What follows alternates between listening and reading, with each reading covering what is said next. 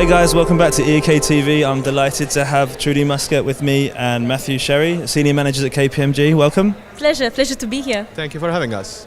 How are you finding the Malta Blockchain Summit so far? Oh, it's huge. That's what we've just been saying. It exceeds expectations, I would say. Yeah. I would say crazy in a very good way.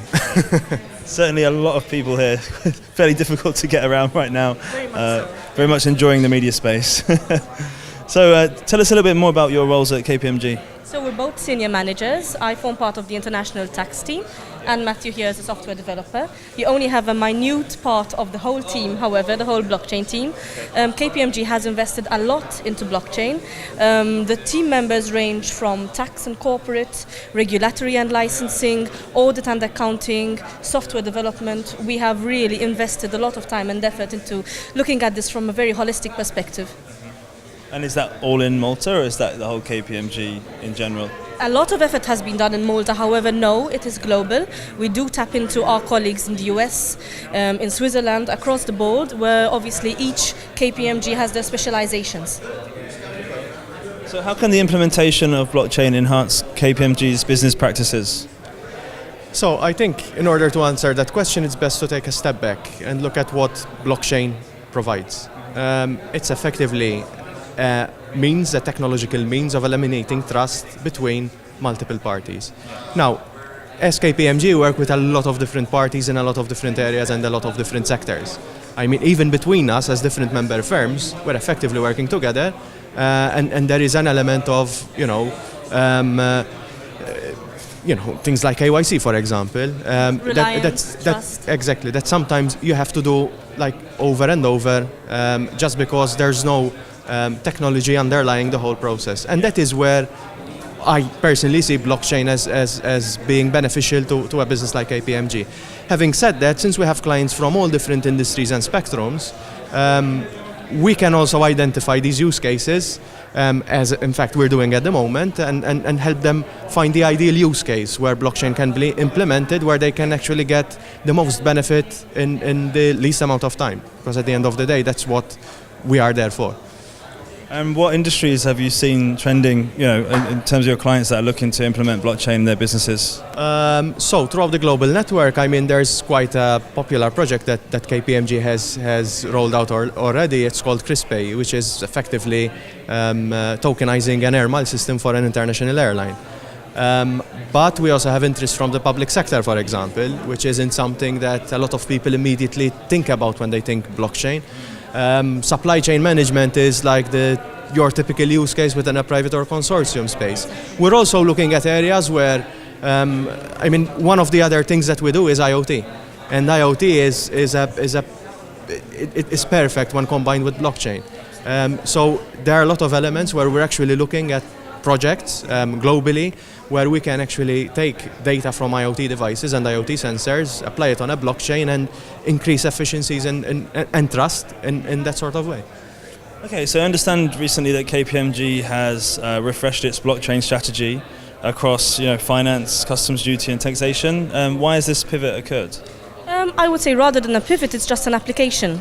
So of course KPMG is a big four, so we are a financial service provider, and we have simply, rather than ignored, we have really taken blockchain on board, and we have amalgamated the expertise. So as Matthew was saying, value chain management has huge inefficiencies, both from a compliance perspective and from an intermediary's perspective, and blockchain is ideal to address those inefficiencies. So what makes, you just touched upon the other big four there. So what makes KPMG's approach different to the other members? Oh, shall you or I do this? Well, we can do this together. Well, as we've been saying, I think the biggest push that KPMG has is its investment. I am not aware of any other firm that has invested so holistically as to also include software development in its offering. Also, our member firms are very, very much out there. We are very much in contact. We go meet them abroad regularly. We have weekly calls. We're very much on board. Matthew? Yeah, I think even if you take a holistic view, not just blockchain technologically, KPMG has consistently and increasingly been valuing the tech aspect of stuff. Both from a data analytics perspective, we have a whole team working on data analytics, even locally, which is something fairly new to an extent. But even from, as I touched upon IoT, there's blockchain as well. Artificial intelligence is a very big thing of what we do. Robotic process automation is something that is, very hot in Malta at the moment. Not just in Malta, but globally.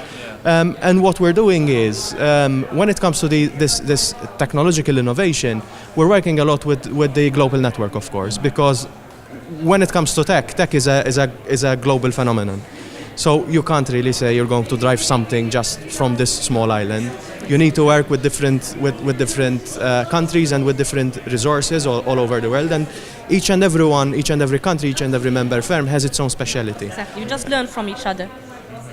So I'm quite interested that KPMG is actually doing software development themselves. So is this like a multi-chain, or is this specific blockchains that you guys are building on? So effectively, the main areas we're focusing on blockchain is within the private space. Okay, so I mean, I'm saying private, it's like consortiums and things like that. So how do you improve efficiencies between banks, for example?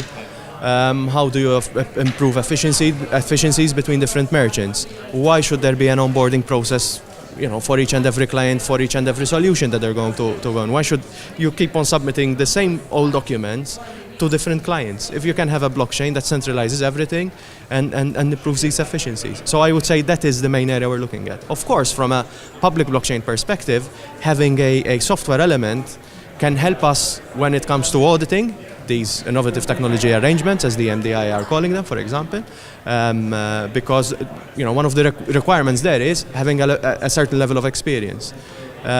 This is a fairly new industry here we're talking about. I mean, it's 10 years and a day old at this point. That's it. So people need to keep that in perspective. And through the global network, we can actually tap into certain expertise that we have and be able to provide even audit services when it comes to this sort of things, because we can understand the code. Ultimately, it's an opportunity. KPMG hasn't been this for over a year now, well over a year. It's an opportunity that can be tapped into from several aspects, as we've been saying, and we just need to make sure that we tap into the efficiencies. I mean, we have just seen that the tax guidelines have just been issued today. KPMG has been at the very forefront under the purview of the IFSP in assisting with those guidelines and ensuring that business meets, obviously, attractiveness to Malta. So I think it's KPMG being very much at the forefront of new technology and how that would assist business. Okay. So what do you think makes Malta, so suitable to be a so-called blockchain island? I think when it comes to Malta, it's obviously a very small island, and that makes it the perfect place to be an incubator for technology. The whole idea within the tech space, which is it's actually something that's completely unnatural to a company like KPMG, but when it comes to startups, it's fail hard, fail fast. And Malta is the ideal place for these technologies to incubate and grow. And then they can get easily applied into other different countries. So it's like we act as a test bed, if you will, for a lot of different technologies, and blockchain is the perfect use case. Obviously, being a small island, it also helps us being agile when it comes to the regulatory element. So obviously, this is what we're seeing now. I mean, as KPMG, we get a lot of requests from different countries trying to ask us about, how is this particular issue tackled in the Maltese regulatory framework, because it's something we're currently debating and we're seeing which approach to take. So it's very interesting for us to be at the forefront, and I think purely it's because of our small size. Now, sometimes that's a disadvantage, but in this case, you can turn it into an advantage. And Malta has long been known for its attractiveness to business, so that has not changed. This is just making sure we are also attractive to new technologies. Yeah, and it's not just blockchain, right? It's not at all. All the emerging technologies. So you mentioned there that you're getting quite a lot of countries asking you questions of how would Malta tackle it, So with that inside information, which countries do you think are going to be next potentially to regulate blockchain? We're seeing Eastern Europe looking to regulate. We just saw a positive move from Hong Kong. Just recently. Yes, just today, or was it extremely recently? No, we're going to see more and more jurisdictions understand that this is the next best thing, and it is probably better to regulate rather than to, than to not regulate and let all hell go loose. I think if I may develop on that point. There's a big debate, especially within the technological space, and people like me who are just focused on the tech, who say that we don't need regulation. And in a way, it's true. You know, regulation is never going to work on technologies, because something like a blockchain, a 14-year-old in their bedroom can become a blockchain developer fairly quickly nowadays. So how can you regulate that? And it's also a distributed technology. So how can you regulate something that's distributed and no one has effectively control on? But the way the regulatory framework is set up in Malta, it's actually more of a voluntary certification framework, which actually allows, we're actually seeing projects come to us, and the first question they ask is, I want to legitimize my business, I want to legitimize my project. So how can I use this framework to my advantage, so that at the end of the day I can be more attractive to investors, for example. Exactly. Yep. So I think that's one of the most positive things that we're seeing at the moment.